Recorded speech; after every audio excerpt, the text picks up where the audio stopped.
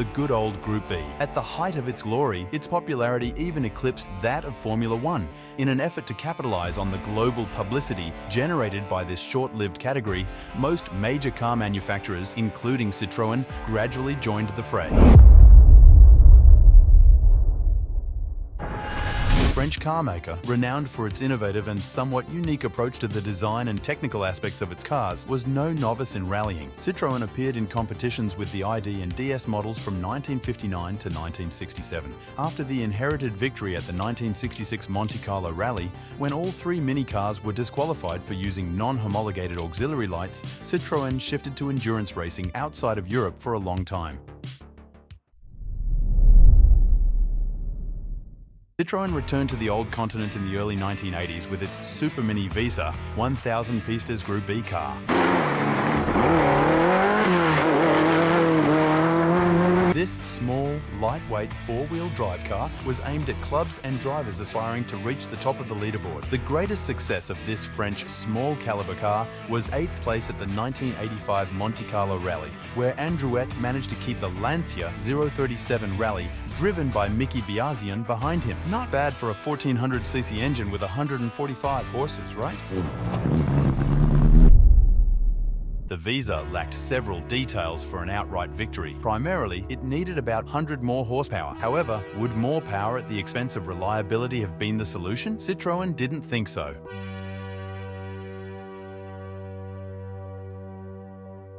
In mid-1983, Citroën's competition department, led by former rally driver Guy Verrier, embarked on the development of the BX model for Group B. The plans were ambitious. By early 1985, 200 road versions of the BX and 20 racing versions were supposed to be ready.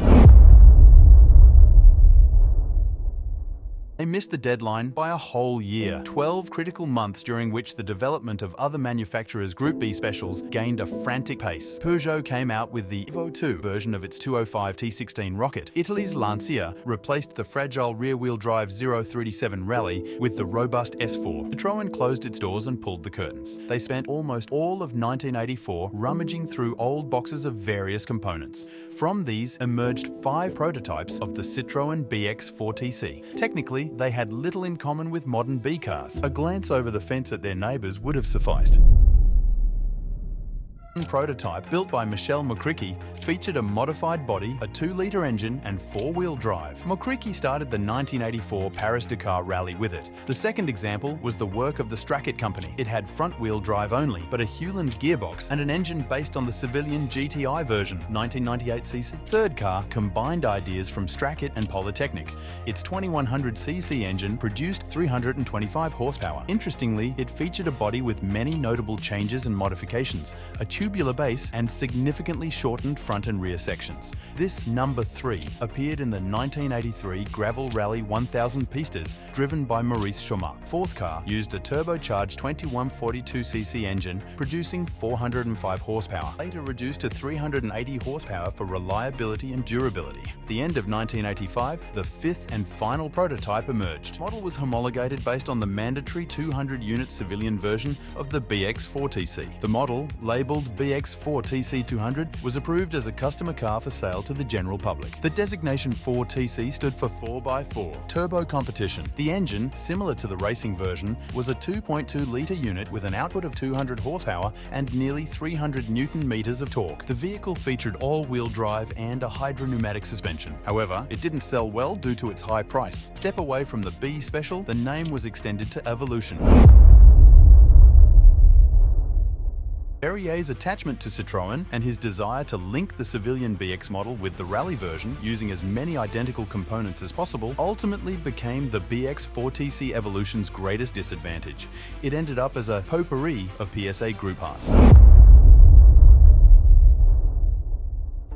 While competitors enjoyed almost unlimited budgets and used many specially developed components, Verrier chose a more conservative approach with limited resources. The Rally BX became more domesticated and harder to handle. Group B's raison d'être was its technical freedom, something Verrier and his team struggled to embrace. 4TC was built as a direct competitor to the older Audi Quattro model. Unlike other participants, the BX had a conventional body structure instead of a more modern tubular frame. The engine wasn't in the rear or in the middle as was becoming the trend. It was in front of the front axle. Also, it was the only one in the group to use unconventional hydrop pneumatic suspension, which made it heavier. The BX 4TC was technically outdated, akin to the original Audi Quattro. Its high weight and poor distribution due to the engine's position didn't help. Audi addressed its flawed concept with the Quattro Sport, which shared little more than the name with the civilian Audi.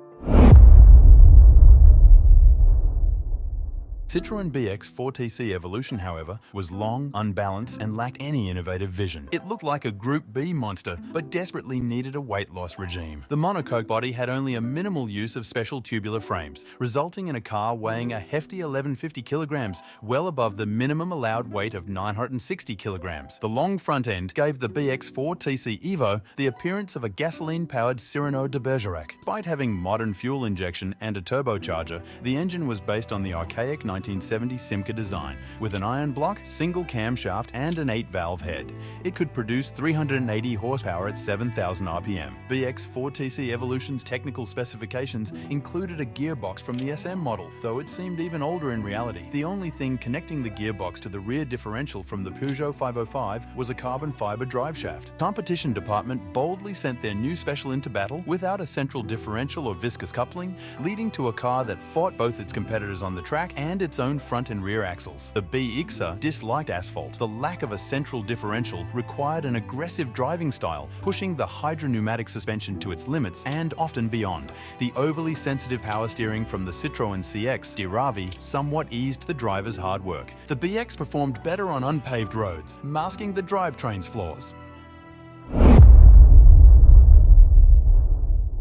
BX participated in only 3 rallies in Group B. The crews were inexperienced and the vehicles were not sufficiently tested and prepared. The 1986 Monte Carlo rally, Citroën entered 2 cars. Jean-Claude Androuet, a seasoned driver with multiple rally wins, drove the first. The second was piloted by Citroën test driver Philippe Vomberg. Androuet showed promise, clocking times around 7th place, but crashed into a pole during the 7th stage. Vomberg fared worse, retiring after the 2nd stage due to suspension failure. Swedish rally offered a slight improvement. Asphalt specialist Androuet surprised with his pace on the icy, snowy surface, finishing 6th. Vomberg stayed close behind but retired before the 25th stage due to engine failure and suspension problems when the oil tube froze and did not finish the race. Citroën skipped the next few rallies, returning under the Acropolis with 3 cars. Androuet and Vomberg were joined by Maurice Choma, who had shown promise with the Visa 1000 Piste. However, Greece brought quick disillusionment. Androuet was only 5 seconds behind the leading vehicle when he went off the road and crashed from 6th place in the 3rd stage. Vomberg lost all hydraulic fluid and was left without suspension, ending his race in the 1st stage. The 3rd crew, Chomat and Breton, had a rear wheel suspension failure and also did not finish the race.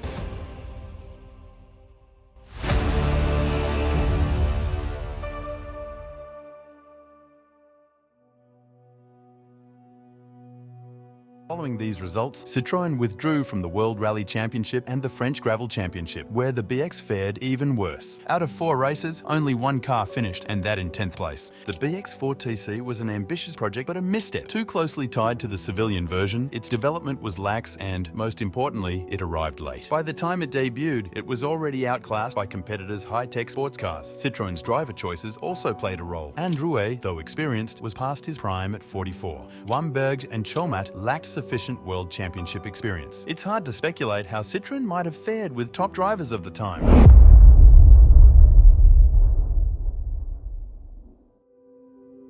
Early 1987, Group E was banned and discontinued due to rising costs and speeds. Citroën's management decided to scrap the vehicles and did not continue racing. Citroën officially never mentioned the model again, despite keeping 1 vehicle in the Conservatoire Citroën Museum. Some vehicles ended up in private hands and appeared in smaller rallies and rallycross races. 1 vehicle was saved by the Vomberg family, who still owns it today. Group E and the Citroën BX 4TC became mere memories.